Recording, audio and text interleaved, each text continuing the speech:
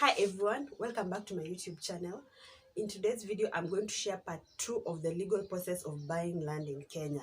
I've already shared part 1, so if you haven't checked it out, you can go and check it out. I'll also link it in the description box. So let me start by introducing myself. I'm Ruth Tanui, the founder and managing partner of Ruth Tanui and Company Advocates. So in I've already shared step 1 to step 5. So step 6. So after all the 5 steps I've already checked out, which as I shared, many people skip those steps because you find most people, they go straight to drafting the sale agreement. But ensure that you have followed all the 5 steps that I've set out, because they are very important. It's more of doing your due diligence to ensure that the land you're buying is exactly what you're looking for. Step 6 is drafting the sale agreement. This is now where the buyer and the seller get down to writing down now what will govern. It's basically what will govern you through the land transaction. So it's mostly done by an advocate, though some people prefer to do it themselves, but I would advise getting an advocate because the advocate will ensure all your interests are protected. You can either get a joint advocate for both the buyer and the seller, or the buyer and the seller can each get their own advocate. This step is very important because in case one party doesn't honor their part during this land transaction, this sale agreement is going to protect you legally. Because even if you have to go to court, the court will be guided by your sale agreement.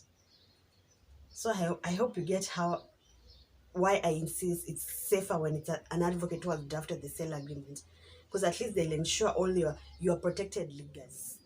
Step 7 is getting the land control board clearance. The LCB consent is normally comprises the board comprises of county commissioners and the elders living in the area where the land is located. The main purpose is normally just to ensure there is no illegality and there has been transparency in transferring the land. And it's mandatory when it comes to transferring land. And those board meetings sit every month, but it differs from various land registries. So may I normally advise my clients, when you've already started the process, especially the one who is buying, ensure that at least, because they sit monthly, so at least ensure that you've already known when the board is going to sit.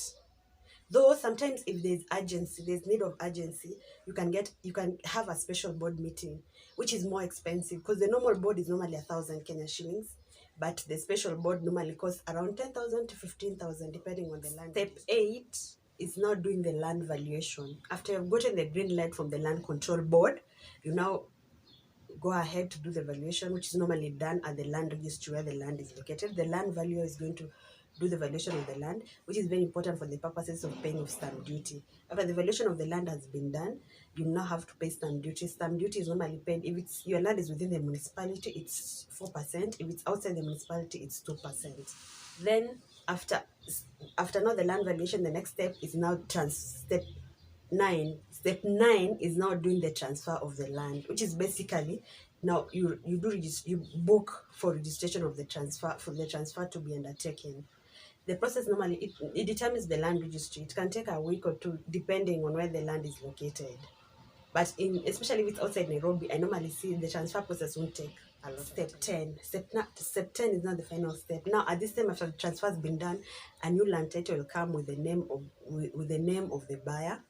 But I normally advise my clients, just make sure you do a postal search after everything has been done, just to confirm the land has actually been transferred to you. Yeah, the title might be reading your name, but at the land registry, maybe the transfer hasn't been done, and that's where that's the key thing. So that's why you find in some situations, I know maybe some of you have had situations where you find the land wasn't actually transferred to your name. So ensure that you do the search immediately after you get the title. Do the search just to confirm the land as actually you're now the owner of that. You're the actual owner of that land. Thank you so much for watching. I hope these tips have been helpful. If you have any question, please leave it at the comment section. And if you want any further clarification, you can go to our website, which is here on the screen. There's a form that you can fill in for free consultation. Please don't forget to subscribe and like and share it with your friends. Every Friday I share legal issues, so don't forget to check it out.